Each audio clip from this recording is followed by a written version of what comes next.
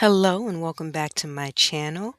You are looking at History That Hits YouTube, the channel that brings forth little known history facts, as most of the facts that I present are not taught in most American schools today. Please remember to like and subscribe for more interesting videos. Today, we are looking at what is regarded as the shortest war in recorded history, a total of 38 minutes. Specifically, it was the Anglo-Zanzibar War of 1896.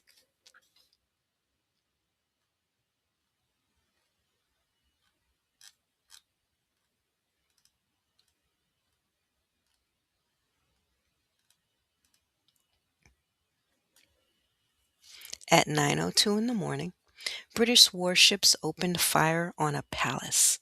38 minutes later, the war was over. The palace was burning. Hundreds of people were dead or wounded. The Sultan had fled, and Britain's military victory was essentially complete. This wasn't a battle that lasted for days. It wasn't even a battle that lasted for an hour.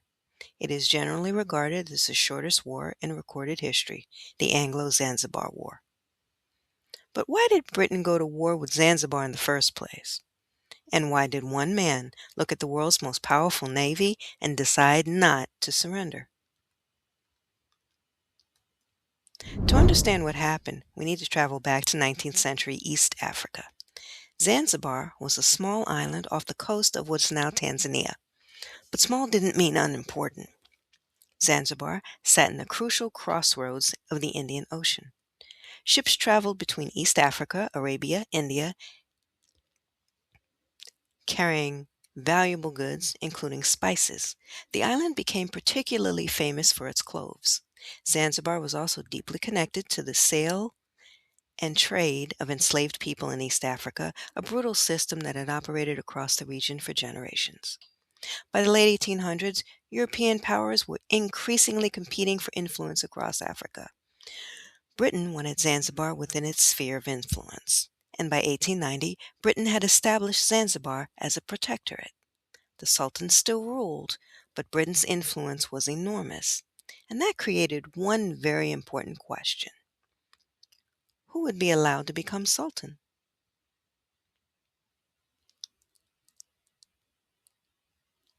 On August 25th, 1896, Sultan Hamad bin Thuwani suddenly died, and immediately a political crisis began. His successor would determine the future direction of Zanzibar. Britain wanted someone who would cooperate with them, but another member of the royal family had other ideas.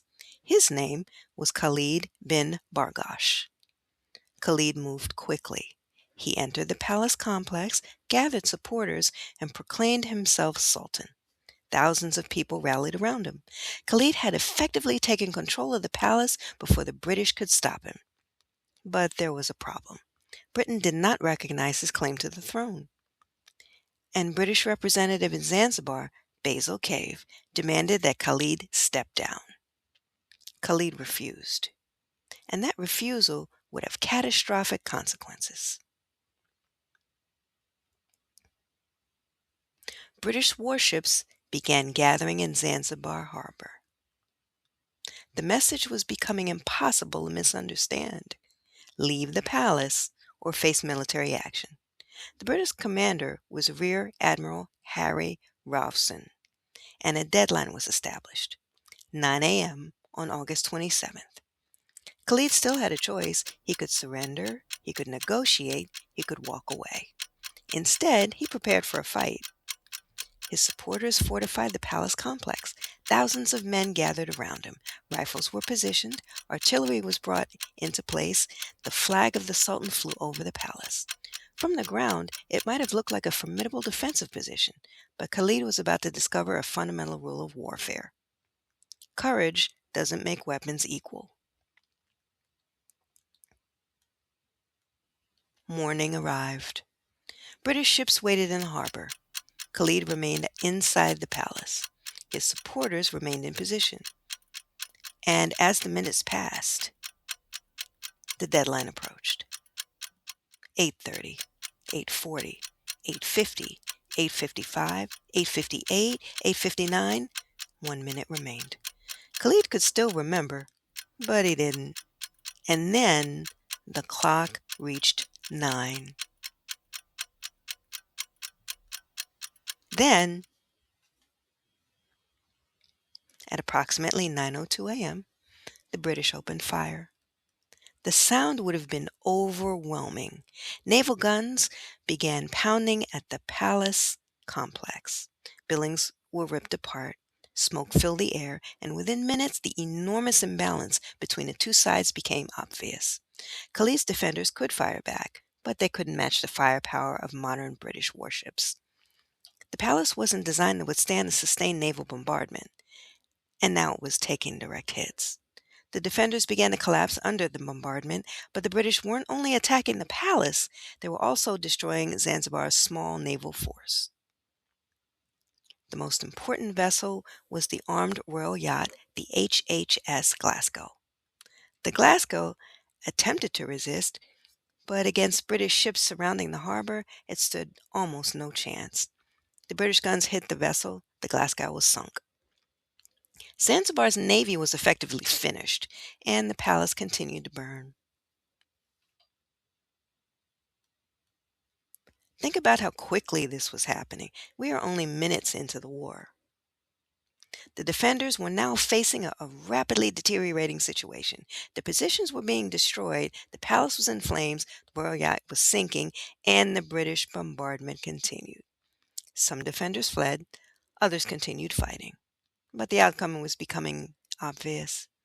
There was no longer a contest over who would control Zanzibar. It was a question of how long the palace could survive. And the answer was not very long. Khalid realized that remaining inside the palace could mean capture or death, so he made his escape. But here's where the story gets even stranger. The man who had just challenged the British Empire didn't escape aboard a powerful warship. His navy had already been destroyed. Instead, Khalid fled to the German consulate. By around 9:40 in the morning, it was over. Guns fell silent.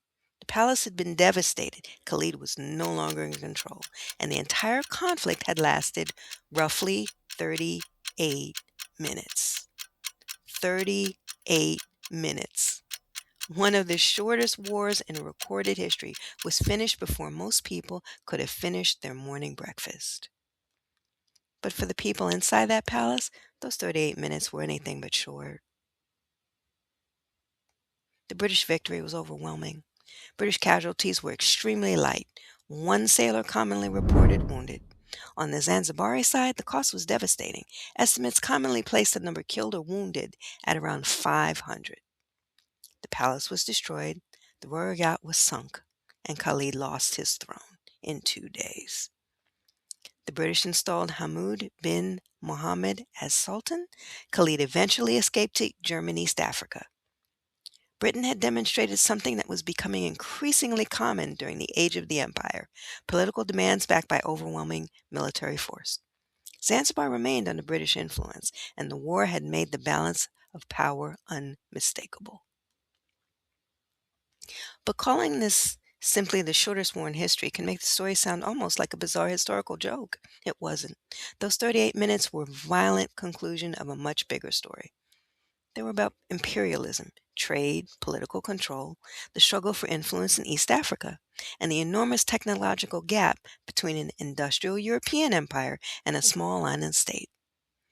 Khalid's decision to resist may seem almost unbelievable today, but from his perspective, he wasn't simply choosing between surrender and war, he was fighting for a claim to a throne. British saw that claim as unacceptable, and when diplomacy failed, the warships were already waiting in the harbor. 38 minutes. That's all it took to change Zanzibar's political future. But history is full of wars that sound impossible until you discover what really happened. If you want more true stories, that sound completely made up, subscribe, because the next one is even stranger. Well, that's the story of the Anglo-Zanzibar War of 1896. Hope you enjoyed that. Thanks so much for stopping by. Don't forget to like and subscribe to History That Hits YouTube. Until our next historical journey, be well, everyone.